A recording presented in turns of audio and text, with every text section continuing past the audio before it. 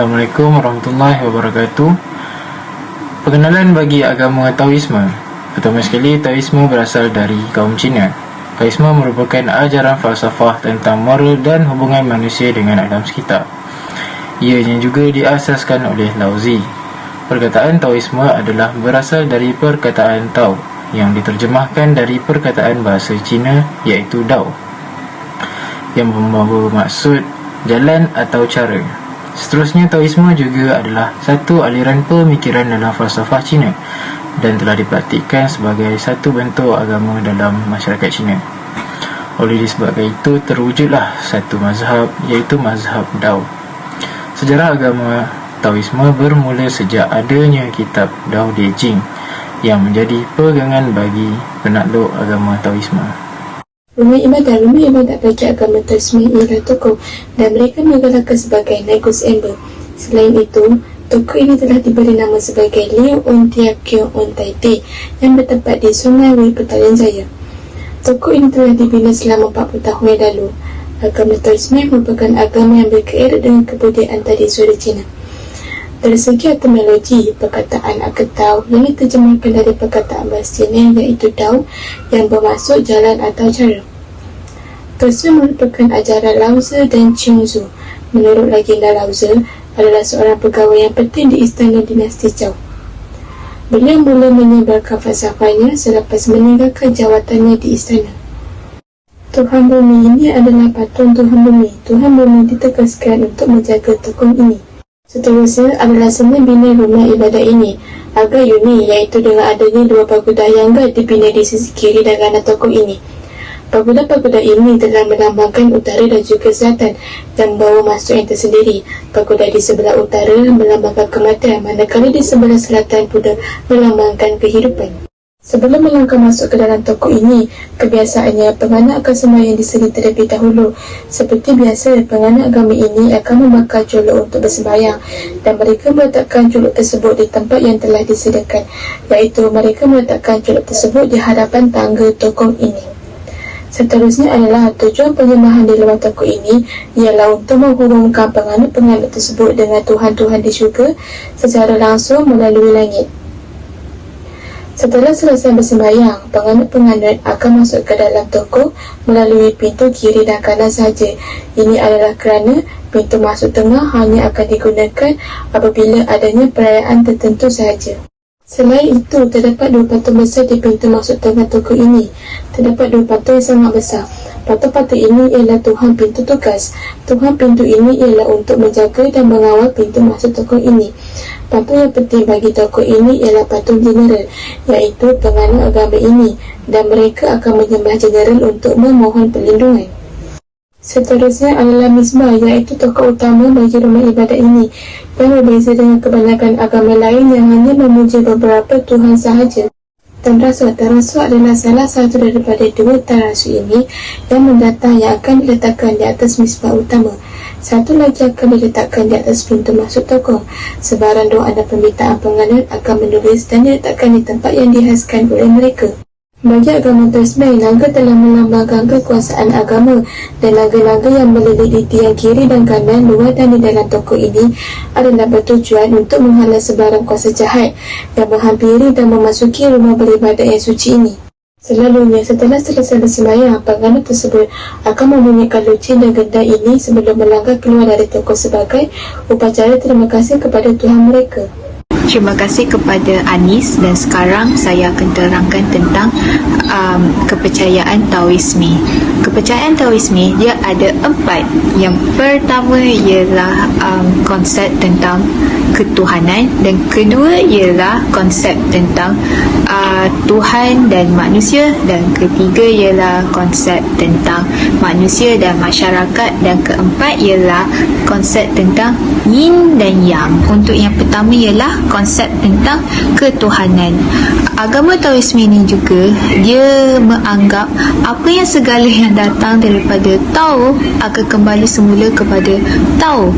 Dan Taoisme ini juga terkenal dalam dunia manusia. Sebab apa? Sebab dewa-dewa dan orang-orang menganggap sesetengah dewa akan menjelma dalam diri mereka sendiri, seperti Lao Tzu, Tao Shang dan Dewa Lao yang menganggap maha tinggi. Agama Tao juga mempercayai bahawa manusia mempunyai ketebasan dalam dirinya sendiri, seperti manusia tak dapat elak dengan gempa bumi, tanah runtuh dan banjir alam dan sebagainya. Disebabkan itulah mereka mengajar bahawa manusia perlu menjaga hubungan dengan Tuhan ataupun dewa dengan sebaik mungkin. Konsep tentang manusia dan masyarakat. Agama Taoisme mengajar bahawa manusia ini merupakan daripada sebahagian daripada alam dan semua yang dilakukan oleh manusia biasa menyebabkan perubahan terhadap alam. Disebabkan itulah agama Tao ini dia selalu mengajarkan agar manusia hidup selaras dengan alam. Yang keempat ialah konsep yin dan yang. Yin dan yang amat terkenal kerana ia merupakan lambang Lao Zi, iaitu yin dan yang. Apakah maksud yin? Yin itu ialah feminin, manakala yang itu maskulin. Malah konsep ini menjadi amalan yang teras kepada masyarakat Cina, dan gabungan yin dan yang membawa keamanan dan keharmonian. Sekian, sekarang saya akan bagi kepada Fatin. Seterusnya, saya akan menjelaskan tentang ajaran agama Taoisme. Agama Taoisme memiliki 4 ajaran, iaitu Tao, Yin dan Yang, pandangan tentang manusia dan etika. Ajaran yang pertama ialah Dao, yang bererti tidak berbentuk, tidak terlihat, tetapi merupakan kejadian daripada semua benda hidup. Dao yang wujud dalam bentuk benda hidup, manakala benda selainnya ialah Di. Selain itu, keabadian manusia wujud di saat seseorang itu mencapai kesedaran Dao. Oleh itu, penganut-penganut Taoisme akan mengamalkan Dao untuk mencapai kesedaran Dao demi menjadi dewa. Manakala ajaran yang kedua ialah Yin dan Yang. Berdasarkan lambang Yin dan Yang, lambang yang berwarna hitam ialah Yin, yang bermaksud kegelapan, kejahatan, kewanitaan, pasif dan bumi. Manakala lambang yang berwarna putih pula ialah Yang, yang bermaksud cahaya, kebaikan, kelakian, aktif dan langit. Yin dan Yang saling melengkapi untuk menghasilkan tenaga atau kekuatan, dan kekuatan tersebut bersumber daripada jutaan benda di dunia.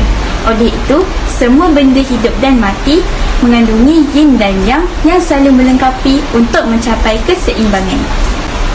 Seterusnya, ajaran yang ketiga ialah pandangan tentang manusia. Bagi agama Taoisme, orang yang sombong dan melakukan perkara di luar kemampuannya akan mendapat kecelakaan.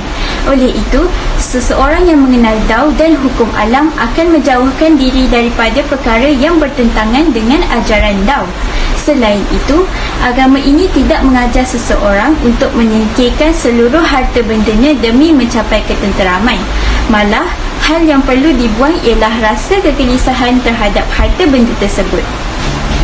Ajaran yang terakhir, iaitu ajaran yang keempat, ialah etika. Agama Taoisme amat menekankan etika berlemah lembut, rendah diri dan tidak mementingkan diri. Di dalam agama ini, lemah lembut merupakan kawan daripada kehidupan, manakala kekerasan pula merupakan kawan daripada kematian. Selain itu, rendah diri pula adalah sikap yang mampu membatasi diri daripada melakukan perkara yang tidak penting. Seterusnya, sikap tidak mementingkan diri adalah sikap yang menganggap diri dan kehidupan manusia hanyalah sebagai pinjaman daripada alam semesta kepada manusia. Oleh itu, penganut-penganut yang menginginkan kehidupan yang tenang dan tenteram akan mempercayai ajaran Dao atau alam semesta. Seterusnya, saya akan serahkan kepada Irfan. Seterusnya, perayaan hantu. Perayaan hantu ialah sebuah perayaan Cina yang disambut oleh orang Cina di serata dunia. Perayaan ini diadakan pada hari ke-13 pada malam ke-14 bulan ke-7 kalender Cina yang digelar Hari Hantu. Seterusnya, mereka percaya bahawa pada hari hantu ini yang meninggal akan keluar dari alam gaib menziarahi yang hidup. Pada hari ke-13, agama Taoisme melaksanakan upacara amal yang membebaskan penderitaan orang yang meninggal.